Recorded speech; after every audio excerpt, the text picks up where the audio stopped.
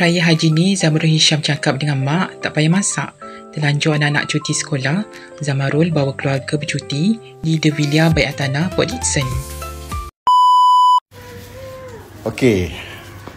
Hari Raya Adha ni, saya cakap dengan mak saya kata, "Mak, tak payahlah masak-masak. Alang-alang cuti sekolah ni kan.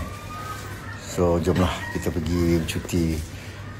So, lepas pengalaman saya bulan 2, kat sinilah saya kena attack jantung. Allah, tengah syuting masa tu. So, saya cakap dengan Dynama, the best place lah dekat PDs. Ini bagi saya, yang saya selesa sangat memang dekat sini lah, dekat Villa. Sebab cantik, kawasan sini cantik, tenang.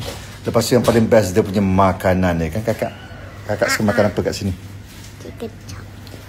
Chicken chop. Adik, sini. Adik suka makan apa kat sini? Ha? Dengan kakak. Sama dengan kakak. Papa suka nasi goreng kampung dia guys. Nasi goreng kampung dia. Padu. So korang kalau nak datang Villa ni korang kena booking, okay? Tempat ni memang best untuk bercuti.